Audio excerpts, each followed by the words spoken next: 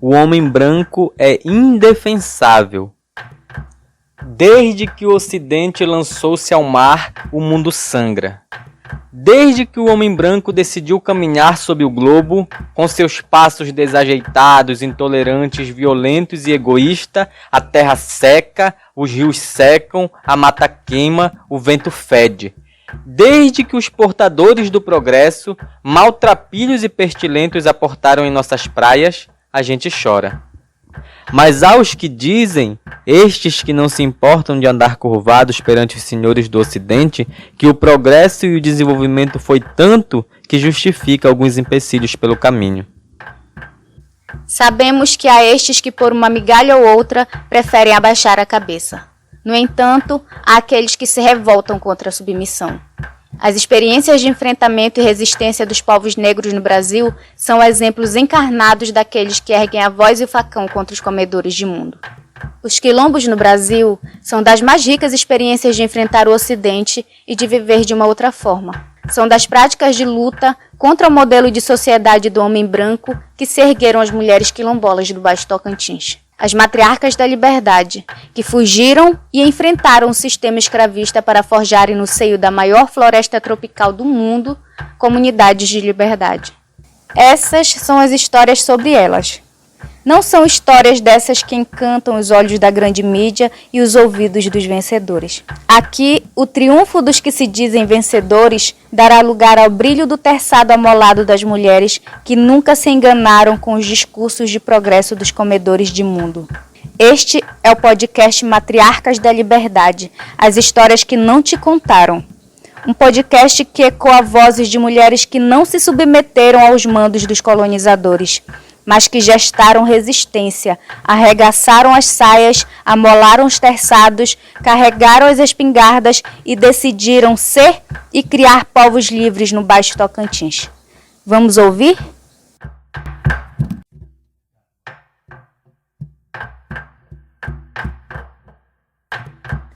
Naquele 22 de abril de 1500, depois de quase um mês e meio perambulando mar afora, eles avistaram um monte redondo.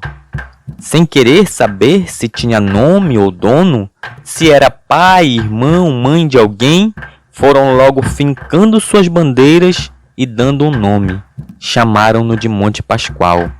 Dali, desembarcaram nas praias que nomearam pelos mesmos métodos autoritários de Porto Seguro. Naquele dia eles fizeram uma grande celebração aos deuses da morte. Chegaram maltrapilhos, adoentados e famintos. Os guaranis, que há mais de 4.000 anos viviam naquele litoral interagindo com diversas culturas, os receberam de bom grado. Amistosamente lhes abrigaram, lhes presentearam, lhes alimentaram. Mas mal sabiam que a fome daquela gente não tinha medida, que aqueles homens magros e doentes de pele branca eram na verdade os acumuladores de riqueza, os devoradores de mundo, os insaciáveis, os profetas da morte. Nutridos e recompostos, eles começaram a devorar o nosso continente. Comeram as gentes do litoral, comeram as árvores, comeram os animais, secaram os rios, foram destruindo tudo e todos por onde passaram. Depois de devorar o litoral, rumaram ao interior em grandes caravanas para caçar gentes, pedras preciosas e especiarias. Construíram grandes fortes para defender suas conquistas dos de dentro e dos de fora. Fizeram portos para mandar o saque para sua terra natal e abriram estradas, construíram engenhos, depois vieram as ferrovias, as linhas telegráficas, torres de comunicações, mais adiante aeroportos, hidrovias, grandes indústrias. Nas áreas que conseguiram dominar, os devoradores de mundo construíram toda essa estrutura para facilitar o saque do novo mundo. Os avanços e desenvolvimentos para esses primitivos que andavam nus pelo meio dessas florestas foram incontestáveis, bradavam os profetas da morte. Fizemos esses povos atrasados, infantis e desocupados darem um salto gigantesco na linha evolutiva da humanidade. Quanto progresso desfrutam, quanta ciência, quanta tecnologia, quanta cultura! Os comedores de mundo anunciavam eufóricos em seus discursos, artigos, livros e jornais. E realmente foram muitos os progressos que o mundo sob o domínio do homem branco produziu. Os avanços tecnológicos na comunicação, nos transportes, na medicina, nos aparelhos de uso domésticos, os avanços em todos os setores da vida são visíveis. As melhorias gerais da condição de vida da população mundial. Que argumento intransponível. Realmente. Que caminhada heróica e triunfante essa do homem branco. Não fosse aqueles 70 milhões de mortos da empreitada colonial nas Américas, provas do maior e mais violento genocídio da história humana, não fosse o continente africano saqueado e arrasado, aqueles quase 13 milhões de negros arrancados de seus territórios, de suas famílias, de suas culturas, escravizados e transladados para as Américas. Se não fosse estes mais de 700 milhões que sobrevivem com menos de R$7 por dia na extrema pobreza, não fosse pela destruição de mais de 70% da cobertura vegetal do planeta e aqueles 400 ppm de CO2 que abriram um buraco sem precedentes na camada de ozônio. Não fosse a redução catastrófica das espécies animais e vegetais do planeta e rios poluídos e plástico nos oceanos, e este microplástico no nosso sangue, e solos degradados, e rios fétidos, e ar irrespirável. Se não fosse pelo racismo que faveliza, exclui, mata e encarcera em massa, esse xenofobismo e machismo e as desigualdades entre ricos e pobres. Não fosse por tudo isso, poderíamos seguir a marcha do homem branco para o tal desenvolvimento sem fim. Contudo, para os que acharem que essa caminhada dos comedores de mundo fracassou, para os que não estão preocupados em achar outro planeta para saquear, mas em salvar essa bolinha azul que nos acolhe, para estes, ergue-se a responsabilidade inadiável de buscar alternativas. Para os que, como nós, procuram pisar devagar e com respeito sobre a Terra, a necessidade de encontrar experiências de outra forma de viver sobre o planeta é improrrogável. Existem milhares de povos à margem desse mundo ocidentalizado que gestaram ao longo de suas trajetórias experiências belíssimas de respeito à diversidade e ao planeta. Experiências que nos mostram outras formas de viver. Os povos quilombolas do Brasil são um desses povos. Entre as estratégias dos devoradores de mundo de perpetuar seus planos anti-humanidade, destaca-se as milhões de pessoas tiradas à força do continente africano para sobreviver a sol e chuva trabalhando até a morte. A cada travessia no grandioso Atlântico, transportavam-se pessoas acorrentadas nos porões dos navios, com destino aos açoites da vida como escravizados. Entre estes, vinham mulheres, que sem absolutamente nada material, ainda tinham seus corpos marcados pela liberdade e os saberes vividos em muitas eras na Terra-mãe. E foi o suficiente para o que há de se contar. Neste ir e vir dos navios que chegavam com muitos enquanto outros ficavam pelo mar, a rota também servia para o desenrolar de uma união entre os que estavam vindo à força e para o início de uma história liderada por grandes mulheres. Ao pisarem no chão desta nação, já anunciavam o advento de novos caminhos. Ao serem trocadas por algumas moedas nas beiradas deste país, estas filhas de Mãe África seguiam até os engenhos onde seriam mandadas, dominadas, escorraçadas. Assim achavam os roedores da vida. Entretanto, cabe pontuar a parte que deu errado para eles. Muitas delas inverteram a ordem e não beberam do cálice do progresso. Mulheres que fugiam e em meio às matas construíam seus espaços de liberdade, lugares que serviam de morada e de redutos para a preparação dos combates com os caçadores de gente. E em meio a tantas, cabe uma infinidade de nomes de lideranças. Nomes estes que curiosamente não estão na lista dos notáveis. Não viraram estátuas, não ganharam homenagem nos museus, não ganharam um dia de feriado. Chego a pensar que não querem que o mundo saiba da existência dessas mulheres. Mas nós herdamos as memórias dos nossos antepassados, que chegaram até nós de ouvido em ouvido, de geração em geração, de rodas em rodas no meio da mata onde as lembranças eram passadas adiante. Os profetas da escuridão contaram suas histórias de conquistas e vitórias, mas fizeram questão de deixar no esquecimento o terçado das matriarcas da liberdade, que serviram tanto para abrir caleiras no meio da selva para organizar suas comunidades, para fazer derruba, para plantar suas roças, mas também para apontar na cara desses homens e dizer: aqui não, aqui haveremos de viver livres, do nosso jeito, com nossa cultura. Os acumuladores de riquezas queriam comer tudo. Mas nós somos nós que se ligam por uma teia invisível aos olhos dos dominadores. Eles podem matar tudo, inclusive nossos corpos, mas não podem anular nossas trajetórias, que viram memórias, que alimentam essa grande consciência coletiva dos povos negros em diáspora. Pois quem não tem olhos para sonhar, não vê sonhos, nem de dia, nem de noite. Essas são as memórias de nossos mais velhos, que contam a saga das matriarcas da liberdade do Baixo Tocantins.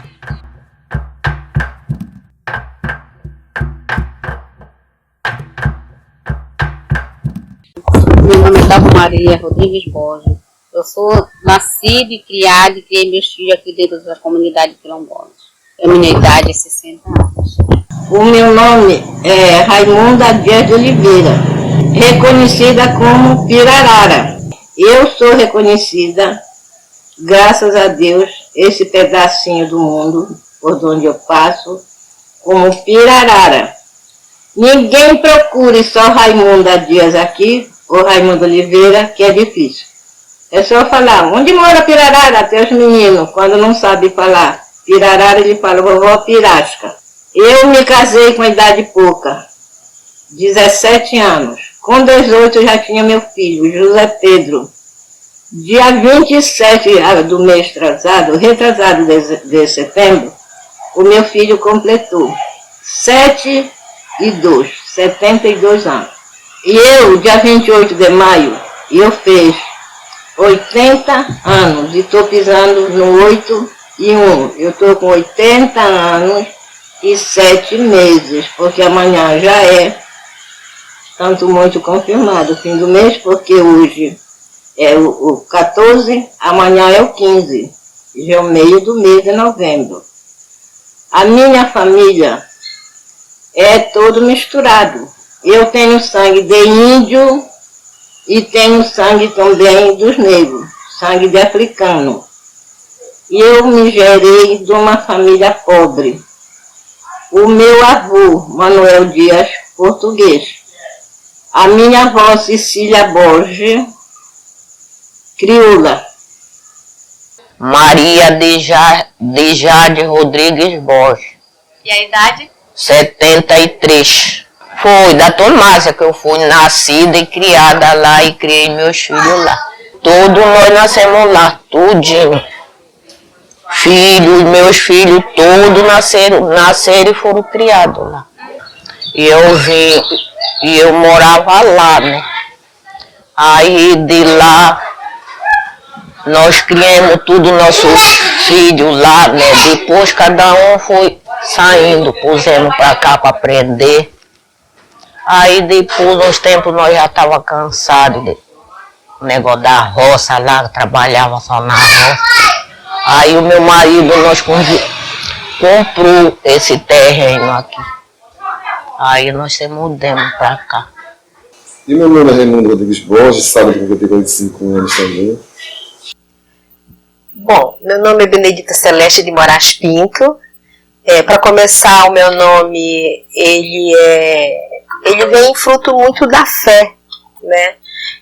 Meu pai, diz que eu nasci prematura, de 7 meses, com sérios problemas respiratórios, e que eu não iria me criar, se acreditava, né? Meu pai fez uma promessa com São Benedito, que se ele me curasse e fizesse com que eu sarasse e me criasse mesmo, né?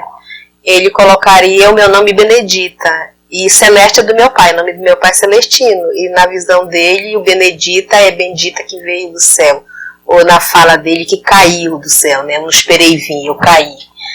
Então eu sou a primeira filha de um casal de trabalhadoras rurais que tiveram 12 filhos. E aqui para nós na região, vamos dizer aqui bem próximo, né? A região aqui de Carapajó, Carapajó, Vila do Carmo, eles eram engenho, né? Se vocês verem mais assim a fundo a historicidade da região, eles eram região de engenho. Então, esses povoados, principalmente aqui em Cametá, mas também aí para o município de Baião, que é onde eu estou, né, onde eu estudo há mais tempo, a gente tem a memória desse período que não eram só esses negros que viviam aqui no engenho, mas eram os negros que faziam de tudo. Aqui na cidade, no período da cólera mórbida, morre muito desses negros, né? O Constantino Mota, quando ele tem um quadro dele da cólera mórbida do museu, ele mostra muito essa representação. Se você entrar ali no cemitério Soledade, quando você vai no túmulo do Ângelo Custódio, chama atenção. O Ângelo Custódio era vice-presidente da província, e no período da cólera mórbus ele vem para cá para tratar, né, essa população que está doente, e quando ele volta ele contrai o cólera mórbus, morre na viagem, antes de chegar em Belém. Mas para mim o que marca, e o Vicente trabalhou essa questão do tumular, o trabalho de TCC dele, o que marca exatamente as figuras que aparecem, o vínculo familiar, mas o escravo, o negro está lá, né, na condição de escravizado. Ou seja, ele estava envolvido em tudo, ele era o que fazia tudo na seara doméstica, na limpeza, tudo. O negro era o que carregava, porque aquele período eles não tinham latrina, então os caras faziam as necessidades fisiológicas nos bacios, era ele que levava o rio era a latrina, né? Mas ele vem principalmente dessa região onde tinha esses engenhos, Garapé-Miri, Abaetetuba, né? Na região que tinha as lavouras de cana-de-açúcar, nesse período. Ouça agora uma importante voz do Quilombo Mola, Dona Dorvalina Borges Batista, liderança que traz memórias vivas da trajetória histórica deste território. Era da escravatura. Aí ela contava para minha avó que quando eles vieram, ainda levaram, fizeram voltar uns daqui, para voltar. E ela contava, aí nós só ria da vovó, né? Ela falava que eles embarcavam no casco remando, mano, aí mandava eles cantarem. Aí diz que eles cantavam, por isso que Massaranduba não é bomadeira, Ricardo Gomes não é brincadeira. Olha, mas calma. Quem era Ricardo Gomes? Era o fazendeiro. Era um médico, mano. Era ele que castigava eles. A água enchia, quando a gente fala repontar, né? Que ela tá começando a enchente. Ele botava eles para remar daqui para a aldeia. Daqui da boca de Itapocu, que chamava engenho. Aí quando a água ficava pré-amar, que a gente fala, ela ia vazar, né? Aí ele botava eles para virem para cá. Ele era o chefe, ele que castigava, ele era o dono. Dono do engenho. Era ele que era o dono, aí ele que fazia isso. Olha, esse engenho que fala, ficava ali na boca de Itapocu. O Adilson Chihara, ele fala, acho que é a dissertação de mestrado dele, ele fala muito daqui que Cametá, no período da independência, ela se torna uma ebulição. Porque mesmo ela se tornando a capital da província, no período da cabanagem, quando os cabanos tomam Belém, mas os focos de resistência da cabanagem estavam aqui. Estavam aqui nos rios, nos igarapés, e estavam nessas comunidades quilombolas também, né? Então, aqui seduzia muito, era um processo de sedução para negros que vinham de outros locais, que vinham de Belém, que vinham de Bragança. A gente encontra a memória de negros que vinham do Maranhão. Como que vinham? Não se sabe. A custódia, a parteira custódia lá do Marizal, ela falava assim, olha, minha avó contava que os negros vieram fugir, deram um casco grande, um batelão, vinha criança, vinha tudo. E se puxar à noite, só navegava de noite. De dia você colocava ou no igarapé, né, um furozinho, escondia a canoa, ou então a pretalhada arrastava e botava dentro do mato escondido, até da noite para sair. Então eles ainda vinham em processo de fuga, já era um processo de fuga.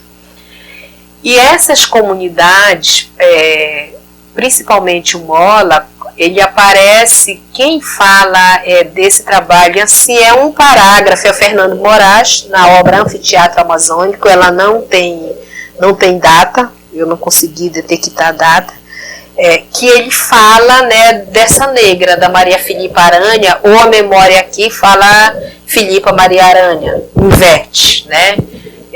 Há uma memória dela como essa liderança que vai exatamente aí na segunda metade do século XVIII e funda esse núcleo de resistência negra que é em Itapucu, é na região de Itapucu, Rio ali, Itapucu e Mola, né? E aí, como eu não consigo ver, com meus trabalhos de pesquisa, eu não consigo ver um núcleo na região de Itapucu, a não ser na região da escola, mas a povoação do Mola, ela me marca ali como foco de resistência negra. Muitos vestígios, agora nem tanto, mas o vestígio que eu encontrava, ela vinha muito para esse período do século XVIII.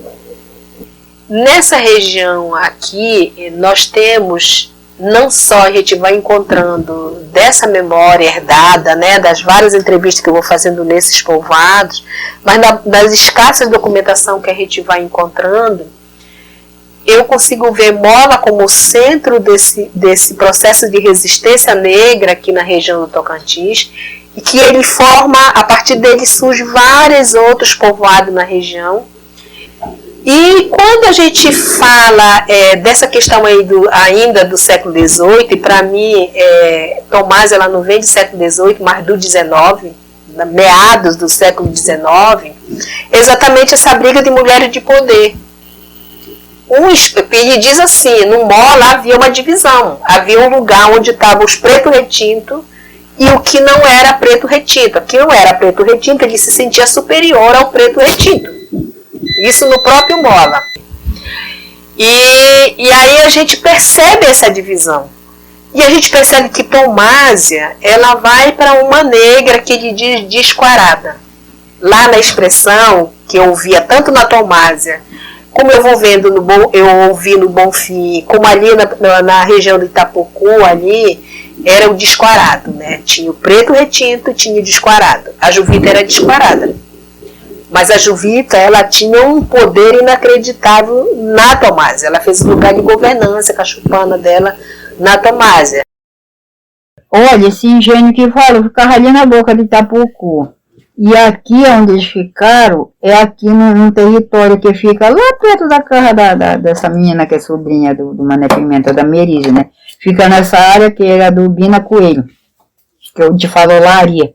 Olha ali embaixo, Aí foi que eles se acamparam, de lá vieram para cá, coitado daquele, foram se espalhando, duas famílias para um lado, daí para não atuar, acho que não, né, mana, para nem sentirem que eles estavam todos juntos. A fundadora daqui da comunidade foi a Vera Juvita.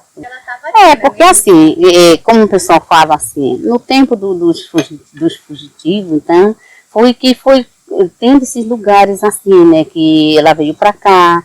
Teve esse lugar, o Mola, que eles falam que foi o primeiro lugar que eles começaram a subir, né, o pessoal que estavam fugidos, né.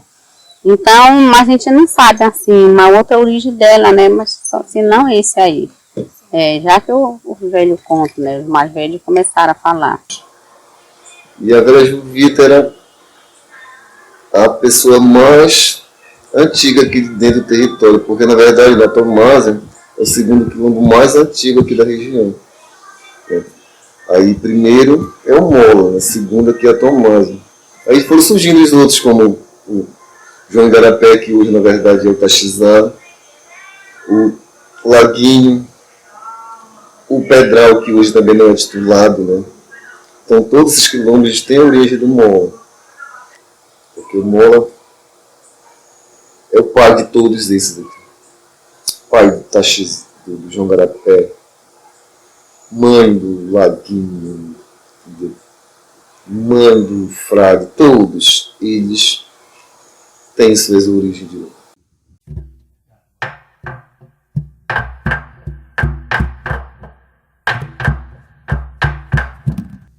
E assim, finalizamos este episódio entendendo sobre qual foi o contexto que forjou a existência das matriarcas. E fiquemos atentos, só estamos na flor d'água deste garapé profundo e misterioso da existência delas. No próximo episódio, mergulharemos mais fundo nas memórias deste território. Ouviremos sobre quem foram essas mulheres e como viveram neste contexto apresentado. O tema que abordamos aqui é de extrema importância para a compreensão histórica da construção deste país. No entanto, falar de mulheres negras quilombolas é falar de pessoas que parecem ser invisíveis. Quase não se encontram dados sobre elas. Nesta busca intensa de dados e memórias sobre estas mulheres, temos como base fundamental a oralidade das comunidades. E, além disso, um livro, um bonito trabalho feito pelas mãos também de uma filha do Baixo Tocantins, professora doutora da Universidade Federal do Pará, Benedita Celeste de Moraes Pinto, que há anos se debruça nos estudos a respeito dessas mulheres. O chamado Filhas das Matas, Práticas e Saberes de Mulheres Quilombolas na Amazônia Tocantina, traz falas, relatos, retratos de um cenário lindo do Baixo Tocantins, trabalho necessário para quem se interessa pela história de grandes mulheres. O podcast Matriarcas da Liberdade e as Histórias que Não Te Contaram é um projeto premiado pela Fundação Cultural do Pará através do edital de incentivo à arte e à cultura do ano de 2022.